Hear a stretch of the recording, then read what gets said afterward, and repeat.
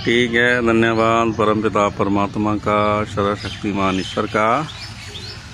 और ईश्वर एक आत्मा है, आत्मा है, न कि मंदिर मस्जिद मूर्ति व्रत चर्च गुरुद्वारा। ना, ईश्वर एक आत्मा है और आत्मा को ही जानना मनुष्य का सबसे बड़ा धर्म है कि आत्मा में जीवन है ना, जिसके अंदर जीवन है वही ईश्वर का धन्यवाद करता है, वही ईश्वर को महिमा देता है। ईश्वर एक आत्मा है और आत्मा का स्वरूप बर्ड है, मतलब चिड़िया है। मूर्ति मंदिर मस्जिद गुरुद्वारा चर्च नहीं है, न कोई देवी देवता या फिर बाबा माता पंडित नबी ज्योतिष ईटीसी जो भी कर्मकांड हम अपने मन से करते हैं, है ना, भ्रम भ्रांति हमारे मन में रहती हैं। तो ईश्वर चाहता है हर एक मनुष्य को कि वो मुझे स्वीकार करे, ना, वो मुझे स्वीकार करे। ईश्वर को स्वीकार करना मुंह से होता है। जैसे 3 गुण हैं,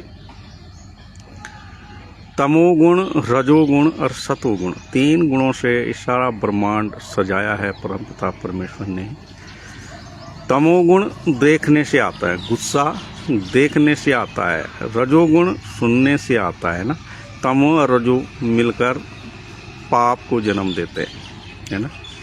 मगर सतोगुण आता है और सतोगुण ने कहा मैं मुंह से आऊँगा ना, मुंह से जो मुझे स्वीकार करेगा मैं उसके हृदय में आऊँगा। और जब मैं आऊँगा तो जीवन एक पवित्र चीज़ है और जीवन में ही परमपिता परमेश्वर का वास है। जब तक आदमी के पास या किसी प्राणी के पास या किसी भी जाति के पास, कुत्ता हो, जानवर हो, भेड़ बकरी, है ना, कोई भी है, एक जातियां हैं। जाति मनुष्य की, मनुष्य एक जाति का है, कुत्ता एक जाति का है ना। तो सबसे समझदार जाति जो है मनुष्य जाति को बोला गया। सोच समझ की, तर्क वितर्क की बुद्धिमत्ता ईश्वर ने मनुष्य को दी है। जो मनुष्य इस चीज़ को स्वीकार करता है, समझता है और स्वीकार करता है, तो रजोगुण कान से आता है, तमोगुण देखने से आता है। उसने तमोगुण वाले ने त्रिशूल से ही अपने लड़के का सर अलग कर दिया धड़ से, है ना। और जब घरवाली ने चिड़चिड़ाई, उस पर गुस्सा हुई, तेरे को कौन जानेगा ना, तो उसने लोग लाज शर्म के मारे अपने दूतों को भेजा पृथ्वी पे और उनको हाथी का बच्चा दिखा, है ना, और उसका सर काट के ले गए और उसने उस पर चिपकाया ना। तमोगुण गुस्से वाला गुण ना। और दूसरा है रजोगुण, सुनने सुनाने से आते। जैसे कई लोग पूजाएं करते हैं, कोई भागवत वगैरह कराता है ना, तो थोड़ी देर तक ठीक रहता है, उसके बाद फिर वही दुनिया के हाल चाल, है ना। मगर शतोगुण जब आता है तो मुंह से आता है, और जब आता है तो परमानेंट आता है, जो मन से हृदय से स्वेच्छा से ईश्वर को महिमा देते हैं। क्योंकि एक ईश्वरी है जो स्वेच्छा का ईश्वर है, श्रद्धा का ईश्वर है, प्रेम दया और करुणा का। वो कभी जबरदस्ती नहीं करता। इसलिए मनुष्य को छूट दे रखी है कि वो पहले अपने मन को पक्का कर ले, है ना।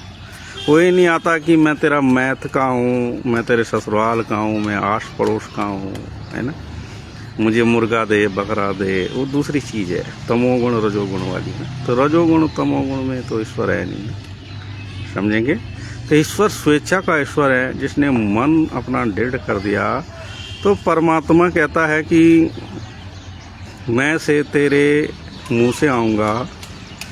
जीवन जब अपना मुंह खोलेगा तो मैं जीवन हूँ, जीवन की नदियाँ मैं बहाता हूँ, उससे और जीवन मिलते हैं, मुक्ति मिलती है। जीवन का मतलब होता है मुक्त मिलना, मुक्ति मिलना उसको होता है ना।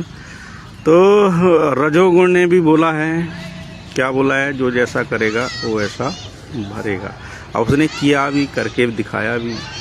बाली को कौन मार सकता था, क्योंकि बाली को ऐसा ईश्वर का ऐसा वरदान था कि जो भी उससे लड़ेगा उसकी आधा शक्ति उसके पास चली जाएगी। वो आधा शक्ति से ही लड़ेगा तो जब आदि शक्ति बाली के पास आ गई तो कौन मार सकता था, इसलिए उसने छुप के मारा उसको ना।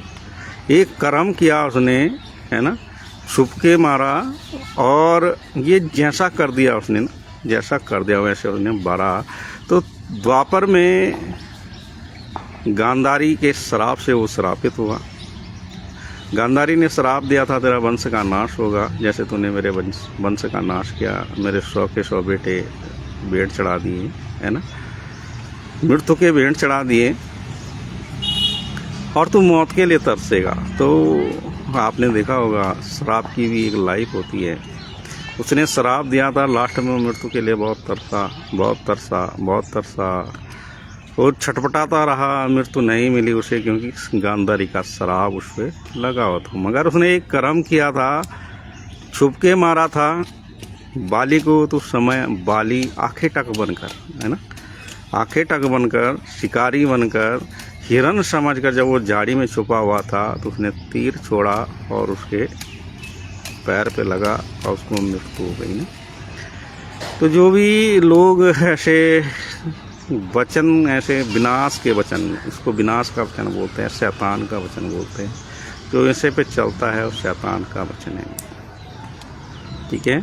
तो इस चीज़ को समझेंगे, जैसे उसने किया वैसे उसने भरा, ठीक है ना।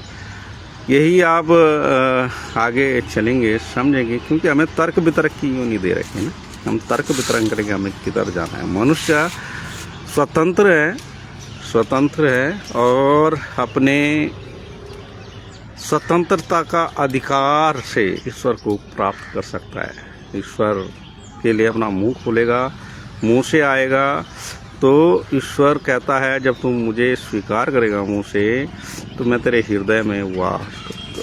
तो हृदय का ईश्वर, आत्मा का ईश्वर सबसे बड़ा ईश्वर है।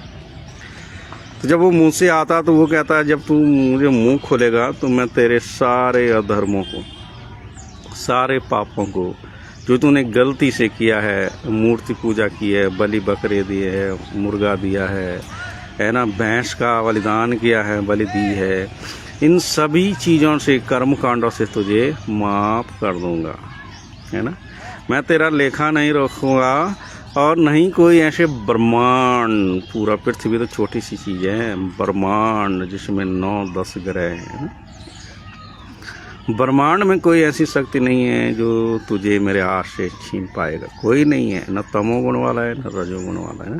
तो ये तब कब होता है जब हम विश्वास करते हैं और भजते हैं, रात दिन एक करके बैठते हैं, चलते हैं और फिरते हैं, तो हमें वरदान मिलते हैं। जब हम मुंह से स्वीकार करते हैं तो वरदान मिलते हैं ना, वरदान मिलते हैं, जिसको हम वरदान, उस वरदान का हम सही सही इस्तेमाल करें तो परमात्मा खुश होता है, परमात्मा का धर्म और राज्य बढ़ता है ना। जैसे किसी को बुखार है, हमने डांट दिया, उसके बुखार को निकल जाएगा। किसी को टीबी है, कैंसर है, किसी की किडनी खराब है ना, तो उसकी बीमारी को डांट दिया, क्योंकि बीमारी कौन है? रोग, महारोग, काल महाकाल भी कहते हैं उसे, लोग काल महाकाल को कैसे ऐसे सोचते हैं जैसे इनका भाई भतीजा होगा, है ना। तो एक रोग है, महारोग है, और उस रोग से तभी आपको छूट मिलेगी जब परमात्मा का वचन आप लेंगे। और परमात्मा ने कहा ऐसी कोई शक्ति नहीं है ब्रह्मांड में, कोई रोगी नहीं है, कोई व्यसन नहीं है ना, सारे तेरे अधर्मों को माफ़ कर दूंगा मैं, है ना, और कोई तुझे मेरे हाथ से नहीं छीन पाएगा। ये कब होगा? जब हम परमात्मा के सत्य वचन, सतो वचन, जीवन को, भले वचन को, ईश्वर निराकार है ना, और उसके भले वचन को, अच्छे वचन को जब हम लेंगे, स्वीकार करेंगे मन में, तो फिर हम दृढ़ होते हैं और हमें हमारा प्रमोशन भी होता है। जैसे सरकारी नौकरी, आज चपड़ासी है, कल बाबू हो गया, कल हेड बाबू हो गया, कल डीजी हो गया, सहायक प्रबंधक हो गया, प्रबंधक हो गया, है ना, फिर वो सचिव हो गया, फिर महासचिव, प्रमुख सचिव, ऐसी पोस्टें मिलती है ना, इंक्रीजिंग, है ना, बढ़ोतरी मिलती है ना। तो ऐसे जो मन से ईश्वर में बैठते हैं तो उनकी भी ईश्वर के द्वारा, हमारा एक निराकार शक्ति है परमपिता परमेश्वर, उनके द्वारा फित्तियाँ लगती है ना, आज मुंह से स्वीकार किया, कल उसको वरदान मिलना शुरू हो जाते हैं, फिर वो कुछ ईश्वरीय स्वर्गीय वरदान प्राप्त होते हैं। सहनशीलता होती है, सत्यता मुंह में आती है, जीवन में आती है, ईमानदारी जीवन में आती है। जब भी कोई गलत काम करोगे खट से आपके मन में आ जाएगा कि परमात्मा का वचन हमें क्या सिखाता है, ईमानदार रहना। किसी के कोई हिंसा कर रहा है तो आप चुप रह गए, है ना, एक गाल पे थप्पड़ दिया, दूसरा भी दे दिया ना, है ना। तो ये सहनशीलता स्वर्गीय वरदान बोलते हैं इनको ना। आत्मा के 9 फल हैं। 9 फलों को प्राप्त जब मनुष्य करता है ना, तो वही उसका मुक्ति का मार्ग हो जाता है विश्वास के साथ। एक है धार्मिक विश्वास और धार्मिकता, विश्वास की धार्मिकता की व्यवस्था, और दूसरी है अपने मन से व्यवस्था। जैसे आपके पुराने चल के आ रहे हैं, कोई बकरा दे रहा है, कोई भैंसा दे रहा है, कोई देवी को पूज रहा है, कोई देवता को पूज रहा है ना, कोई सांप को पूज रहा है। तो सांप तो गंदी चीज़ है, जहर वाली चीज़ है ना, है ना। क्योंकि ईश्वर ने सृष्टि की, या सृष्टि में सांप पैदा हुआ, और सांप ने नारी को भरमाया और नारी ने अपने पुरुष को भरमाया ना। और उनको ईश्वर ने श्राप दिया नारी को कि जब तक तू बच्चा पैदा नहीं करेगी तब तक तेरा उद्धार नहीं है। और पुरुष को भी श्राप दिया, तो दिन भर मेहनत करेगा और 2 टाइम की रोटी भी तेरे को बहुत मुश्किलों से चलेगा ना, जीवन रखने के लिए ना। मगर इसी जीवन रखते हुए अगर तेरे को अकल आ गई, तेरी बुद्धि समझ का सहारा ले लिया, तो मुझ परमात्मा पे आएगा, युवा पे आएगा और अपने सारे अधर्मों को कबूल करेगा, तो मैं तेरा अधर्म नाश कर दूंगा, लेखा नहीं रखूंगा। मैं वो ईश्वर नहीं हूँ जैसा करेगा वैसा भरेगा ना। मैं तेरे सारे अधर्मों को माफ़ कर दूंगा, तुझे अपनी लहू और मांस का हृदय दूंगा। लहू और मांस का हृदय देगा, कोमल हृदय बोलते हैं, प्रेम दया करुणा का हृदय बोलते हैं। जब तू मेरा हृदय लेगा तो मुझे जानेगा और इस ब्रह्मांड को भी जानेगा कि मैं सर्वे सर्वा हूँ, है ना। तो ठीक है, सभी ईश्वर की सत्य वचन को अपने मुंह से लें, विश्वास करें कि परमात्मा ने अपना सतो वचन सत्य को या जीवन को जीवित रखा है, और ईश्वर हमेशा जीवन के साथ है ना। कल भी मेरे साथ ऐसे मैं अपना काम कर रहा था, कुछ लोग आए और बड़े VIP लोग थे, है ना, कोई थे, और वो ऐसे बातें करने लगे ना कि किसी ने अपनी घरवाली का मर्डर कर दिया और उसके लाश के टुकड़े ऐसे कर दिए। और ऐसे अभी चुक्खू मोहल्ला में भी एक घटना हुई थी, एक लड़के ने एक लड़की का सर काट दिया, है ना। और कुछ जिनकी जान पहचान होती है उन्हें बेल हो जाती है ना। मगर कुछ लोग ऐसे होते हैं जैसे क्या कि उनकी जान पहचान है, मगर उनको पता है हम ये काम करेंगे तो हम छूट जाएंगे ना। मगर इंसान से छूट सकता है, ईश्वर से नहीं छूट सकता है ना। तो वो ऐसे बात कर रहे थे कि जब वो कैदी जब जेल में थे, तो हमने उनसे पूछ रहा, भाई जो वो कौन है जिसने अपनी घरवाली के टुकड़े करके लाश ऐसे डब्बे में रख दी ना।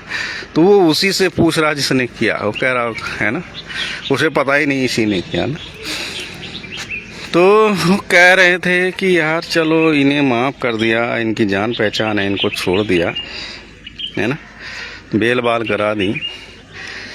पर हमने ईश्वर से विनती की कि ईश्वर, है ना, हम क्या कर सकते हैं, हम तो कलम और सरकार के अधीन चल रहे हैं ना। मगर क्या है, इनका न्याय तो परमात्मा ईश्वर करेगा ना। ईश्वर कहाँ, ऊपर वाला करेगा। ईश्वर भी नहीं बोल रहे थे, ऊपर वाला करेगा। मैंने ऐसे बार बार मैं उनके ये शब्द सुन रहा था, मेरे दिल को क्या लगा, एक बात लगी, और मैंने उनको बोल दिया, उस मीटिंग में बोला कि देखो आपका एक शब्द मुझे बहुत चुप रहा है। कह रहे क्या? वो कह रहे कि मैंने, भाई तुम ऊपर वाले को नहीं जानते। वो ऊपर वाले की बात कर रहे थे। तुम ऊपर वाले को नहीं जानते, तुम क्यों उसे दोष लगा रहे हो? तुम अपने आप को और अधर्म में डाल रहे हो ना, और पाप में और नाश में डाल रहे हो। कह रहे क्यों? मैंने कहा तुम ईश्वर ऊपर वाले को जानते हो, तुम नीचे वाले को भजते हो, नीचे वाले की महिमा करते हो, है ना। ऊपर वाले को तो करते ही नहीं हो, ऐसा क्यों। तो मेरे से ऐसे बात विवाद करने लगे। मैंने देखो ईश्वर का, ऊपर वाला ईश्वर जीवन देने वाला ईश्वर है ना, वो मृत्यु देने वाला ईश्वर नहीं, वो तो जीवन देता है। उसका तो एक शब्द है कि तेरे सारे मैं अधर्मों को माफ़ कर दूंगा अगर तू मुझे जान लेगा, स्वीकार कर लेगा, पहचान लेगा और मान लेगा, तो मैं सारे तेरे अधर्मों को माफ़ कर दूंगा। तो ब्रह्मांड में कोई ऐसी शक्ति नहीं जो तुझे, है ना, दंडित कर सके ना, और ना मेरे हाथ से कोई तुझे छुड़ा पाएगा ना। तो मैंने कहा ईश्वर दंड नहीं देता भाई, ईश्वर जीवन देता है। कह रहा फिर वो, मैंने कहा वो नीचे वाला है, जैसा करोगे वैसा भरोगे, वो नीचे वाला है। क्योंकि उसने ऐसा ही किया, बाली को छुप के मारा, बाली ने आगे तक को बांध कर किया, है ना। छलिया है, चोर है, डकैत है, निंदा नफरत चुगली करने वाला, राजनीति करने वाला है ना। आपस में इनको लड़ा दो और राज करो, तो राज करने वाला आपस में लड़ाने वाला है ना। तो जैसा जो करेगा वो नीचे वाला करता, ऊपर वाले को दोष मत दो, क्योंकि ऊपर वाले को दोष देना बहुत अपने जीवन को खतरे में डालना है ना। तो अगर आप ईश्वर, सच्चे ईश्वर को जानते हैं, परम प्रतापी ईश्वर को जानते हैं, मैंने ये भी बोला वो पवित्रता का ईश्वर है, वो जीवन देने वाला ईश्वर है। सूखे पेड़ में वो हाथ लगा दे, उस पर पत्ते आ जाते हैं, फूल आ जाते हैं, वो फल देना लग जाता है। थका हारा निराश आदमी, मरा हुआ आदमी को जिंदा कर देता है, वो अपनी सामर्थ्य देता है, अपना लौह मांस का हृदय देता है। तब देता है जब उसका मन पक्का होता है। वो छटनी करता है, वो छटनी वाला ईश्वर है। वो उसने अपना सत्य का वचन पृथ्वी में जितने लोग हैं सबसे छीन चुका है। बस कुछ ही लोग हैं जो उसके नियम की पालना करते हैं, जो उसके सत्य वचन को, उनके मुंह में सत्यता है, और जहां वो मुंह से कह देते हैं वो काम हो जाते हैं। रोग बीमारी क्या है, कुछ भी नहीं है ना। उसने बोला है जो ईश्वर को महिमा देते हैं, कोई भी रोग बीमारी तुझे छेड़ नहीं पाएगी। न दिन का उड़ता हुआ तीर, न अंधेरे में मणि फैलाने वाला, न रोग न महारोग तुझे छू भी नहीं पाएंगे अगर तुम मेरे सामने आ गया तो। मुझे जान लिया, है ना। ये बहुत बड़ी शक्ति है, परमेश्वर महान है, सर्वशक्तिमान है। आप सभी को एक मोटिवेट, एक पॉजिटिव मैसेज, सर्वशक्तिमान ईश्वर को कभी न कोसो। ईश्वर की महिमा दो, बढ़ाई दो, उसके भले काम, उसके भले वचन में उसकी सराहना करो। यही उसकी भक्ति है। उसकी भक्ति वो नहीं है घंटा बजाना, भोग लगाना, सिरफल फाड़ना, बलि देना, बकरा देना। उसकी भक्ति है आपने अपना जीवन सही कर दिया, आपने अपनी आदतों को सही कर दी, उसके नियम के अनुसार चल रहे। एक रूल है, रूल को जो फॉलो करता है वो मनुष्य भला है, उसका आना और जाना भला है, उसके घर की स्त्री फलवंत दाखलताशी है, उसके बच्चे जलपाई के पौधे के समान उसकी मेज के चारों तरफ है, और उनको वो बढ़ाएगा जो योगा का धन्यवाद करते हैं, योगा का वचन फॉलो करते हैं, अपने जीवन को सुधारते हैं, वो मुक्ति के हकदार होंगे, सुख शांति समृद्धि के हकदार होंगे, उन स्वर्गीय वरदानों के, उन भंडारों के हकदार है जो परमपिता परमेश्वर अपने स्वर्गीय भंडार से उनको देता है। जो उस पर विश्वास रखते हैं कि मेरे लिए स्वर्ग की खिड़कियाँ, आकाश की खिड़कियाँ परमात्मा ने खोल दी हैं, मैं उसमें होके चलूँगा, ईश्वर की महिमा करूँगा, बढ़ाऊँगा उसके राज्य धर्म को, उसके कार्यों को दुनिया को बताऊँगा कि मैं कुछ नहीं था, पर परमपिता परमात्मा ने अपने अनुग्रह से मुझे परिपूर्ण समृद्ध कर दिया है। मैं उस पद का हकदार हो गया हूँ, उस मुक्ति के पद का हकदार हूँ। मैं अधिकारी हूँ उसका उसके धर्म राज्य को बढ़ाने के।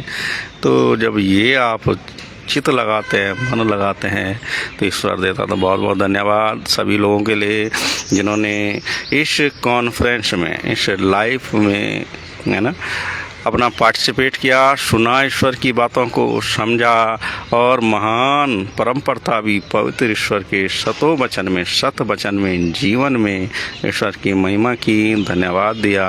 उनके हर एक ज़रूरत चाहतों को मेरा परमेश्वर है, सत्य का परमेश्वर, हर एक ज़रूरत चाहतों को पूर्ण करे और उनके मनों में, हृदय में अपना गढ़ बनाए, सत्य का गढ़ बनाए, धर्म का गढ़ बनाए, उनको बढ़ाए, अपने कार्य उनसे कराएं। सबके लिए यही विनती और प्रार्थना। परम पिता सबकी आवश्यकताओं को पूरा करने वाले आप परमेश्वर हैं। आपने हमें रचा, हमारे पेट के लिए भी रक्षा और हमारी सुरक्षा भी आपने अपने द्वारा की है। धन्य हैं यहोवा के दूत जो यहोवा की महिमा में खुश होते हैं और उस मनुष्य की भरपूरी रक्षा, सुरक्षा घरवार, माता पिता, भाई बहन, बेटे बेटों की करते हैं। तो ठीक है, धन्यवाद, नमस्कार। सबको आशीष बरकत परमात्मा दे चुका, हो चुका।